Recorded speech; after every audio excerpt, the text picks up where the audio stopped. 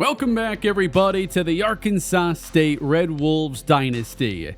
Today, we take the series into Season 3. I'm covering everything that happened in the long off-season live stream I did a couple days ago, and there's some bonus stuff at the end, including a very interesting prospect I cannot wait to show you all. Season 2 for us was a little bit of a step up. We went 7-6, made our first bowl game, we won it.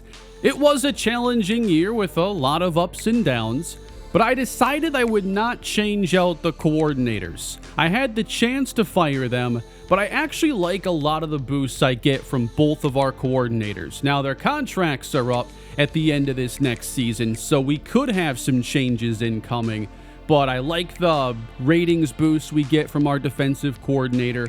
And the OC does a really good job with training, and that's where we have a lot of young guys. We're trying to get better.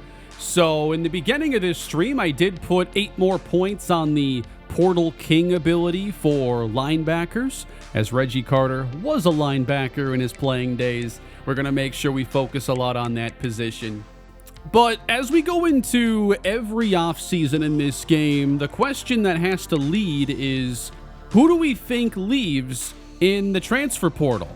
Looking at deal breakers, things did not look promising for quarterback Ricky Collins, running back Bo Jackson. Year 1 saw us lose almost every key player that we could have lost. And I knew that risk was again here entering our second offseason. I already knew the 3 senior receivers were gone. Tight end was going to be a priority, having 3 seniors on roster. So I knew there would be a lot of changes, but it really just came down to if we'd lose guys like Bo Jackson, how difficult getting the team ready for year 3 would be. At the same time, I was hoping to see some leaps out of some young players that have good potential, like Offseason Orlando at receiver. Leo Westerman at tight end has some blocking upside, and then BJ Wasevich. He was one of my main targets in Season 1, and I wanted him to have a role going into our next season. Here we see that in our bowl game, Evan Brown was named Sun Belt Defensive Player of the Week, and Bo Jackson, with his great 200-plus yard game from scrimmage, he's the Offensive Player of the Week. Here is your 2026 CFP bracket, and the Georgia Bulldogs are back on top of the college football world, taking down Ohio State, who no longer have Bo Jackson because he's on our team, 38-9. We also see that Tulane, the Group of 5 representative, did make it past Clemson in the first round, then were topped by Tennessee, but a very respectable showing for the Tulane Green Wave. Ohio State, they lost the national championship, but they did beat rivals Michigan in the semifinals, so they probably still feel pretty good about their season. Now, I'm glad someone in the chat asked me this question. Did Jalen Raynor get any playing time with Clemson? As a matter of fact, he did. Raynor was our quarterback back in Season 1. He left to Clemson and did not take over until an injury in Week 10. He actually lost their bowl game against Tulane. But let's get to the offseason's biggest question. Who is leaving the Arkansas State Red Wolves? And would Bo Jackson be a part of the transfer portal class? Yes, he is. Bo Jackson chooses the transfer, as does quarterback Ricky Collins, among 17 others, including 3 total quarterbacks, Drew Collins, who would have been our leading returning sack producer, Isaiah Hornsby, our great nickel cornerback, Malachi Whedon, Evan Brown, 2 starters in the secondary there. A lot of key players. This includes BJ Wasevich, the linebacker, a part of our very first recruiting class. Keenan Kamara at quarterback. I mean, this is rough. We had a chance to try and convince 4 players to stay. Isaiah Hornsby was one. We failed. Moving on, I had to try on Bo Jackson. After such a great year, Bo, please stay. No, his mind is made up. How about BJ Wisevich? Medium chance of persuasion, and he does decide, you know what, I want to play linebacker for Reggie Carter. Then we try it on Evan Brown and fail. That means we lose 18 players plus all of our seniors, and again have some big needs to fill in the transfer portal. We had nobody get drafted this year from the team, and only a handful of players from the Sun Belt were taken, and none were from the champions Louisiana. So now we get into the offseason recruiting and the transfer portal window, knowing that we're going to need backup quarterbacks at the least, maybe a starter unless we believe in Duncan Grant. Rashawn Coleman is really just a backup only, as his skill caps are not very good at all. Running back is extremely thin, and I already had a list of needs, regardless of who stayed or left. So getting into our off-season recruiting. At the top of our list, I had 8 players that were from the high school class that still had to make decisions. So I had to balance that along with going after all these veterans now in the transfer portal. We weren't going to go after any 4 or 5-star players, not with the long list of needs, because we really can't afford to spend points on battles that we don't win. So most of our attention was on 3s, but I did try to see if there were any players I could re-add to the board. I could not try to recruit Bo Jackson or Ricky Collins to bring them back, and the vast majority of players, as you'll see here, are not willing to consider a return. Overall, maybe 2 or 3 of the 18 players who left would allow me to put them on the board, including Isaiah Hornsby, so I did add him, along with a couple running backs, including Antonio Rockwell from the Sun Belt champs, Louisiana. I added a couple quarterbacks to our board and then spotted Xavier Johnson. It was already a goal to add a good portal receiver, and I'm familiar enough with Xavier Johnson's game. I know he's a big-time playmaker and would fit in nicely with us, so that made him the target. Now I'm going for defensive tackles and ultimately fill up a decent board of transfer portal options. I had 4 high school players where there were multiple offers, and I put 25 points into those battles, leaving plenty to target portal talent. So I gave scholarships to all of those players I added to the board then, and with the leftover points then did some scouting to try and narrow down our options even further, especially at positions where I had a lot of choices. So we sim to the next week, no new decisions are made, but what we're seeing is that the CPU teams really are not going after high school players anymore once we get to this window. So all of those become one-sided as they pull scholarships from those remaining high school recruits. So those become rather easy, and I can put all of our points then here into these battles, many of which are very competitive. Trelane Maddox, Antonio Rockwell, 2 running backs that we're in second place for. Quarterback Reggie Meeks puts a bunch of teams above us. It is nice, though, when you run into these players where you're the only team that's offered. You're usually in a really good spot then if other teams are going to offer. It's typically earlier in the offseason. So just seeing the way that quarterback battle was going, I knew I had to add another one to the board. The idea is that we get enough targets on the board that we have a good enough chance to get, so we're not having to add players in stage 2, 3, or 4 as much. But I did find some linebacker options, as that's a really thin position on this team. Just haven't had a lot of players there on the roster. Safety was a need. Isaiah Hornsby was a priority to bring back. I really like him. And of course, I need to replace Bo Jackson now, so I put a bunch of points into running backs and actually had to remove Antonio Rockwell because I didn't think we could overtake the team ahead of us that had a really good pipeline advantage. So going into our next stage, now we jump up into first for Isaiah Hornsby, but UNC is on our heels. We're still in second now for Trelane Maddox, and we jump up to number 1 for Caleb Hicks, who replaced Rockwell on the board.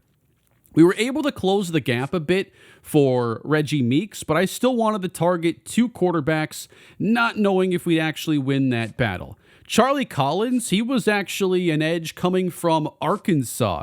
I love the chance to take away one of their players in the transfer portal. And you know most of those players transferring out of big programs are going to have really good ratings when you talk about going into the Sun Belt. The next step was to set up some strategic visits.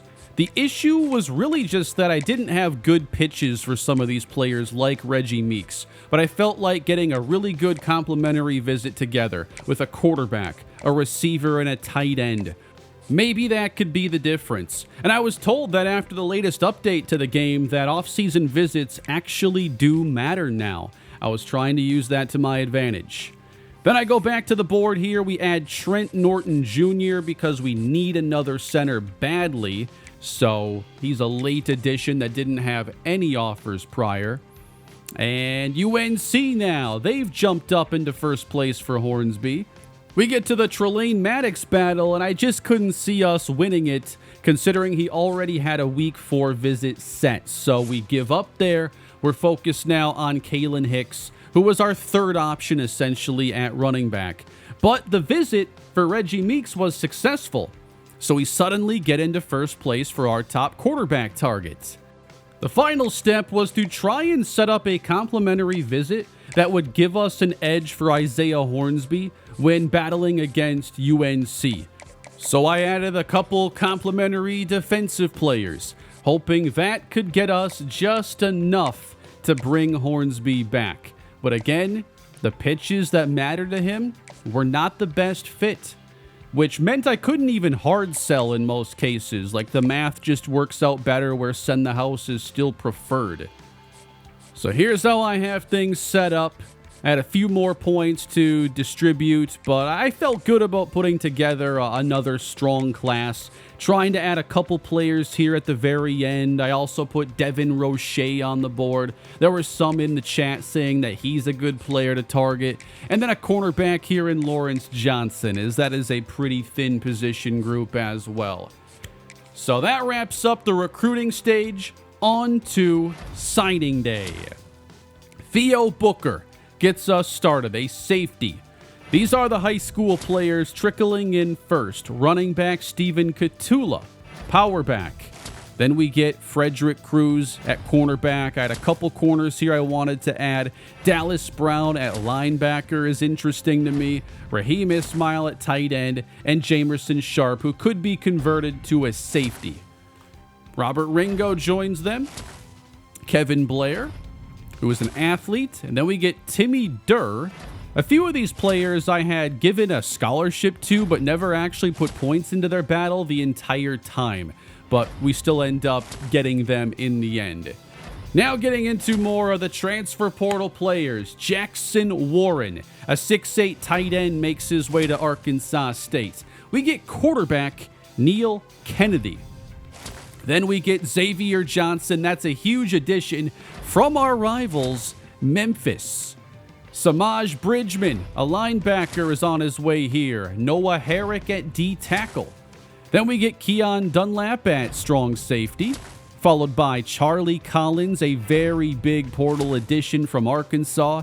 Samu Tamanu Pepe at defensive tackle, a 380-pound problem in the middle of this defense. Cannot wait to unleash him. Then we get Jaden Cotton and Caleb Hicks at running back. They gave me that one at the very end. I was definitely sweating the running back position. But we get a pretty strong class overall here from the transfer portal. And now that I think about it, I forgot to even check our ranking in terms of our recruiting class. So I have no clue, considering it was so small before we got to the offseason. Isaiah Hornsby, he ends up going to UNC. That is a very disappointing loss. And we, of course, lost out on Reggie Meeks, who still ended up choosing Notre Dame, flipping to them at the very end. Now, I just checked out his ratings. I was curious, like if he did come here, would he have been the starter? This is him after development at Notre Dame, with the deep accuracy at 69, the throw under pressure at 75. I still feel like Duncan Grant would have been the QB1. So I don't think we necessarily missed out on our starting quarterback for year 3. We end up seeing like Lawrence Johnson pick Jacksonville State despite not getting an offer, so I expected we could get him down the road like we saw happen to a couple players a year ago. But as far as players leaving us, Josh Flowers goes to South Carolina. Ricky Collins never actually got a scholarship offer. We'll come back to him. Keenan Kamara, he goes to the Wisconsin Badgers.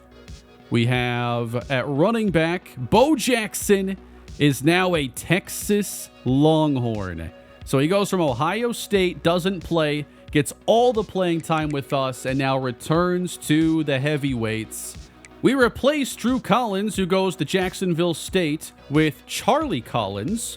Then Kamari Nix goes to Duke. Malachi Whedon is off to Michigan. Evan Brown goes to Temple. A lot of these players who left are not even going to be starters on their new teams. That's one thing I'd like to see improved with the logic. Evan Brown is going to be a starter. I know he will for sure. But let's get into the training results now and see how this roster looks going into year 3. Once again, a lot of transfers dominate the very top of the overall leaderboards. You've got junior Charlie Collins as our number 1 rated player. Duncan Grant at quarterback is now an 84. Missed most of last year with injury, and he is now back. Neil Kennedy is going to be the backup, but with his caps, he's not really going to develop much, and he's really just there as a backup. I had to go see Texas, though. Is Bo Jackson starting? Well, not exactly. He's still going to be 3rd on the Longhorns depth chart. Back to Arkansas State now, and Caleb Hicks is our number 1 rated running back. He's the archetype I was looking for this offseason. I wanted some size and the ability to run between the tackles. He certainly has that, but now he has to fill some very big shoes. At receiver, a good leap taken by Xavier Johnson, who becomes our number 1 rated receiver. J.J. Harrell is an 81. He's certainly in for a good role as a redshirt junior this season. And we'll talk a lot about this receiver position as we have the entire series. Jackson Warren up to 84 at tight end, replacing Houston Thomas. That feels very good. And then Jabari Bush, the vertical threat, ends up developing incredibly well in the run blocking department. So I think we have a couple really good tight end options, and Bush should get some playing time. The offensive line lacks a major standout. Jaden Hartz, who was penalized a lot last season and struggled at times, is our top-rated lineman. Trent Norton Jr., a very late addition, ends up being an intriguing one with really good pass block ratings and 78th overall at center. But I think this offensive line is going to be a little shaky, and I've got to keep where they're at in mind with the offense. Charlie Collins. The expectation is that he comes in to lead us in sacks with 91 power moves. Can Devin Noteboom take a leap this year? He's up 5 to 76 overall.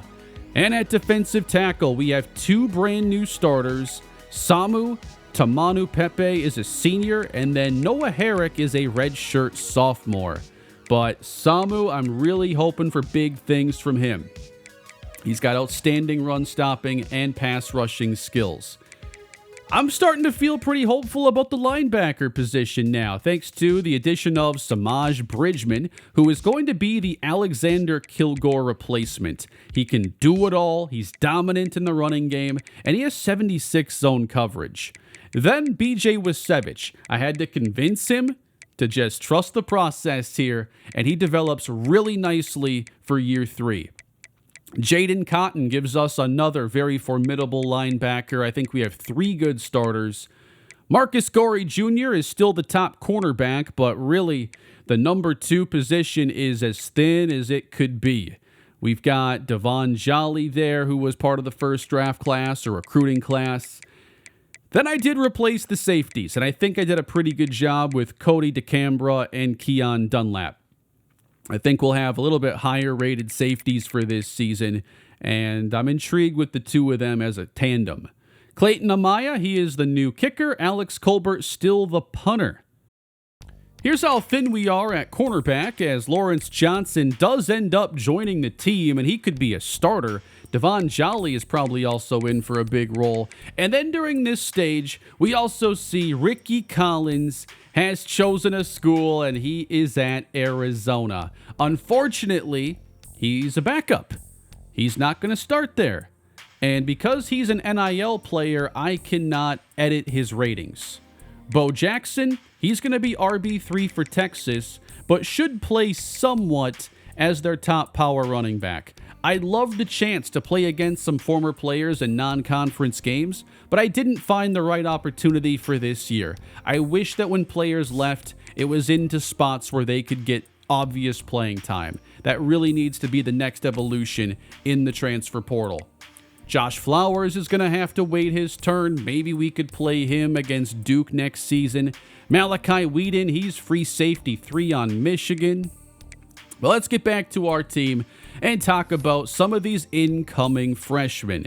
So I was able to add a couple running backs, and beginning here with Steven Katula. These are outstanding caps. With the right development, he could easily be one of our main running backs in a couple years. And I think Robert Ringo has some good upside, maybe not nearly as high. Then at wide receiver, we had 2 4-stars join the team, along with Pierre Shembo. Look at how awesome these caps are on Stephen Harris. He has so much potential as a Hudson Clement replacement. He's not the fastest guy, but he's a good route runner. Damar Alba is a little more explosive, and I think he has decent upside with these caps. Then we got to talking about J.J. Harrell a bit in the chat, and especially him being a gadget player that could help us out at running back, where we lack that explosive playmaker. I do see him having more of a multifaceted role this year. He's going to be a chess piece for us. Getting to our third receiver, though, Pierre Shembo. He has impact development as a 3-star, and again, I think pretty solid caps. If that route running gets good, he's got a real chance. Raheem Ismail at tight end. These caps could limit him in trying to become a tight end 1 eventually. But yeah, I got to thinking a lot more about J.J. Harrell as a gadget player, and it reminded me of a player from Arkansas State who has made that receiver to running back conversion. And that actually is a record holder at Arkansas State, J.D. McKissick. Most of you will know him as a receiving back in the NFL, but he is the receiving yards and receptions leader at Arkansas State. And I think we're going to see J.J. Harrell undergo a bit of a transformation where he will play some running back. But what happened next in the stream was a pretty fun tangent. I couldn't help myself. Thinking about J.D. McKissick as the Arkansas State all-time leading receiver got me wanting to go through everybody's all-time leading receiver, because you'll come across so many names. You know, guys who maybe had a short career in the NFL or an amazing one in some cases. But some of these names are really surprising, like when you see Alan Lazard or Richie James. So yeah, that's the kind of fun we get into during the stream. That's how it gets to be 3.5 hours long, and why this video isn't. Continuing on now with the freshmen. Marquise Ivy at guard. Not a huge fan of these caps. He's probably always going to struggle in the running game, but could be a plus as a pass protector. Joseph Finley next. Much more potential as a run blocker and already decent pass blocking, so he could be a future starter. Here's one of our gems from last year in tackle Dylan Boykins. The run blocking cap is, kind of frustrating, but at tackle, pass protection is the main focus. That looks positive. Now we get to defense. David Asper doesn't have great caps, but as long as you have a couple things that stand out, you can have at least a situational role. So we don't always need the best caps here along the defensive line. Kevin Blair has an emphasis on his power and already has 78 quickness. So some of these players do have a chance to develop into good players, even if the caps kind of look like they're in a really bad spot. So right now, I can't say that any of these edge freshmen are really standing out from the pack, but development will decide who ends up getting playing time. Here's Stefan Diggs. I think these happen to be pretty decent caps for a player who could be very versatile in this defense. Then Leo Ferris would like more upside there as a run stopper. That's going to limit him to maybe more of a situational type pass rushing specific role. Now at linebacker, Dallas Brown. He's a downhill run stopper, but he has a good zone coverage rating. It is an 80. He's not that fast, but he's still intriguing to me, even if it's just as a run stopper. Frederick Cruz is next. These caps and coverage are not ideal. I need some of these defensive backs to get a little bit faster, though. That's my main hope. Jamerson Sharp is probably going to get moved to safety next year, unless he gets a really big athleticism jump. His speed right now is only in the mid-80s at 84. I like him better at safety, but I'll give him a year to develop before making the decision. And finally, Theo Booker. These caps are not great overall. I do think we had a pretty good class of players combined with the transfers this year. I'll say that our roster doesn't have a lot of standouts. We're solid in a lot of areas, but last year we were hyped up with those 3 senior receivers. We had Bo Jackson. This team doesn't have the same star power as last year's, but it's already time to get started on next year's recruiting class. 16 seniors. Assume 15 plus more players transfer away. What can we get done this year? So getting into this, the first thing I do every year is see, okay, are there any 5 stars that already have interest in us? No? How about 4s? And we still have not seen anybody above a 3 show us interest. However, look at all these 3-star linebackers that would love to play with Reggie Carter. That's pretty cool to see.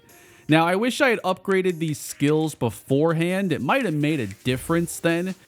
But I had some coaching points to spend, and we're going to use those on the secondary recruiter tree to get increased starting interest. Do the same thing for offensive line. And the final 8 points are spent on making it easier to scout defensive linemen. So again, I've built a board out of mostly players who are showing some initial interest, but I'm having to put a lot more attention into the deal breakers because I don't want to lose all these players every year. So players who are looking at proximity to home, conference prestige, playing time, playing style, that's ideal. We've had some players that have a pro potential deal breaker.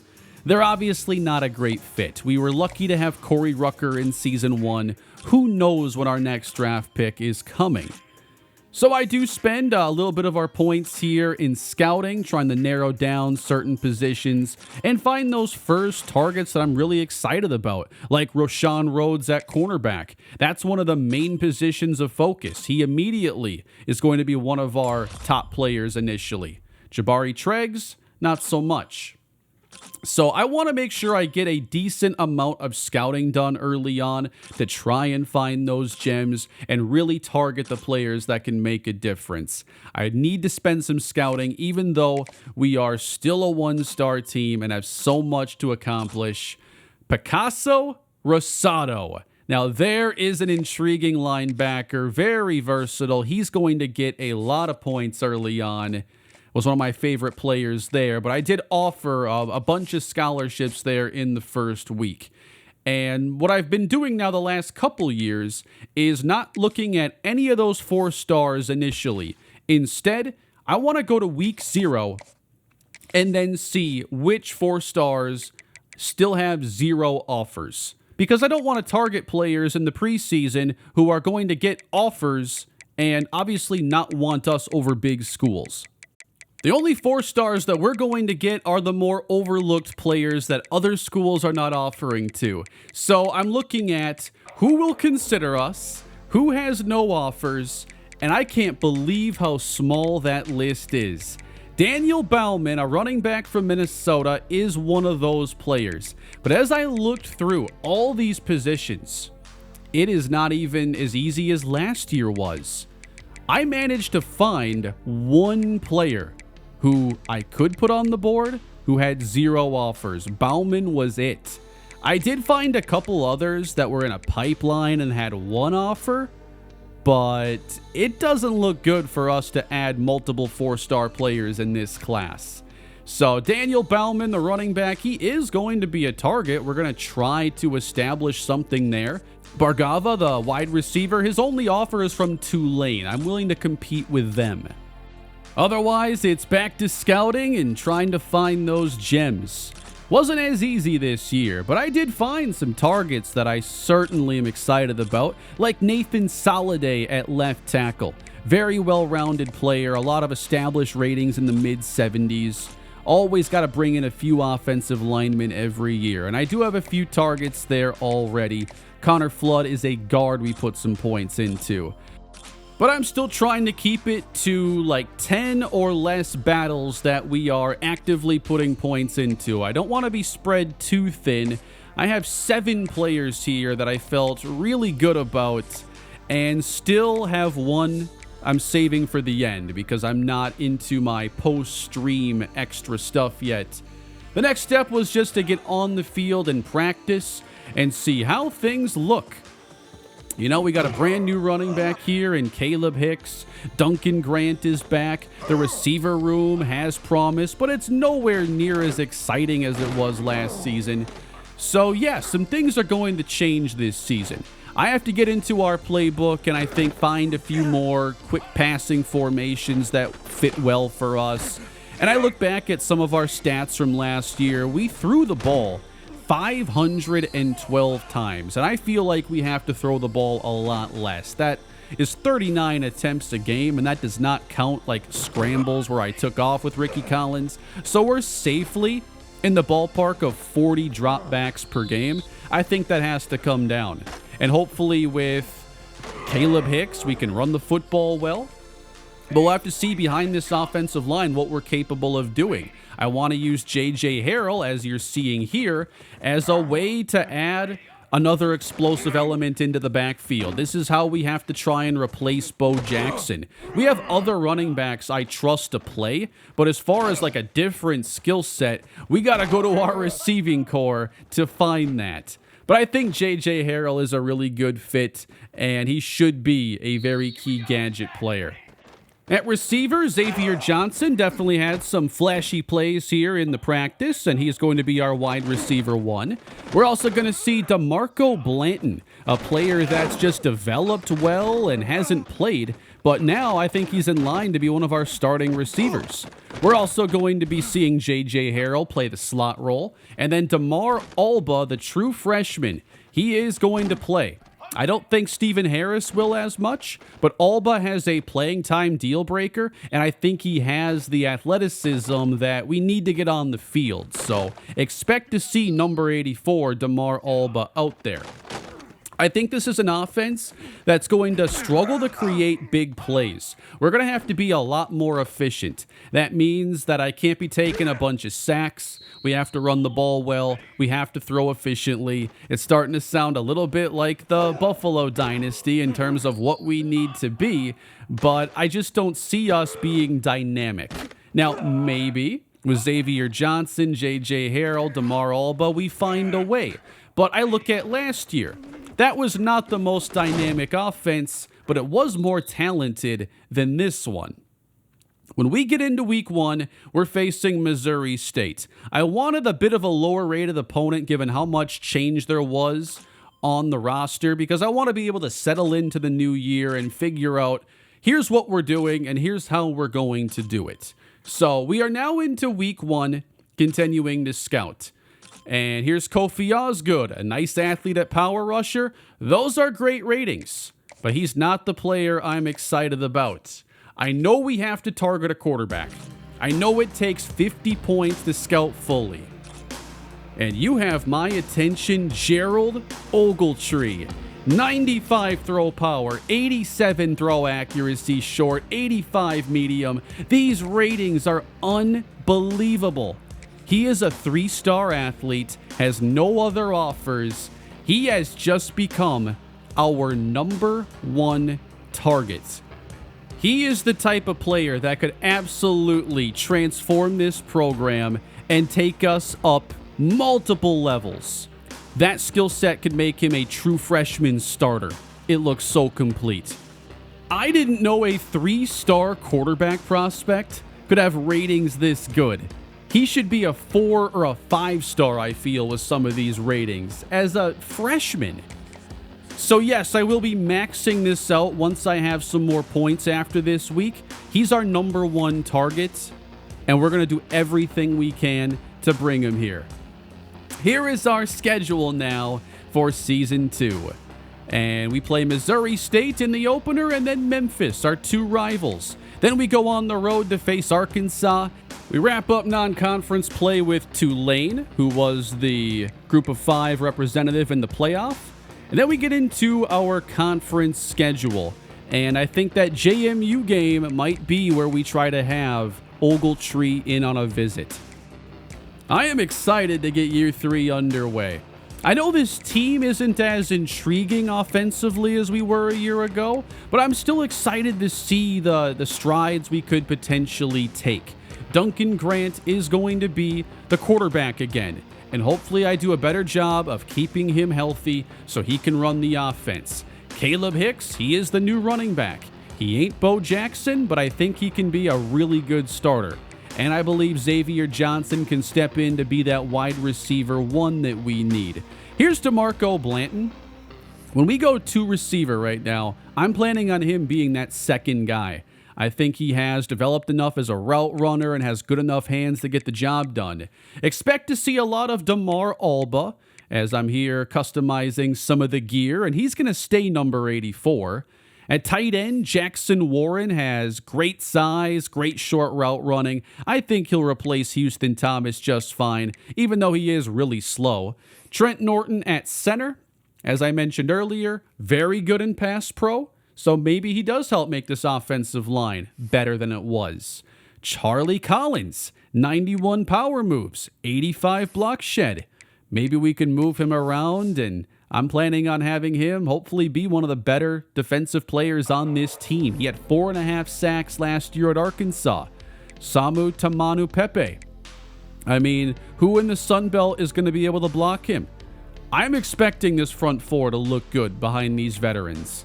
Samaj Bridgman. He replaces Alexander Kilgore, has really good run stopping, and when we go to our sub-linebacker packages, which is most of the time, he's going to be joined by B.J. Wisevich, who has grown enough to now take on a starting role. Devon Jolly, he's going to replace Isaiah Hornsby. He doesn't have good press. We don't want him on the outside. He's going to play in the slot, and Lawrence Johnson will now be opposite Marcus Gorey, basically replacing James Reed. Cody DeCambra, he's going to be out at safety with some pretty good zone coverage and range. And at strong safety, Keon Dunlap. And I think that he's complete enough safety to be a good player there. So we're 2 off seasons into this series. We're now entering Season 3.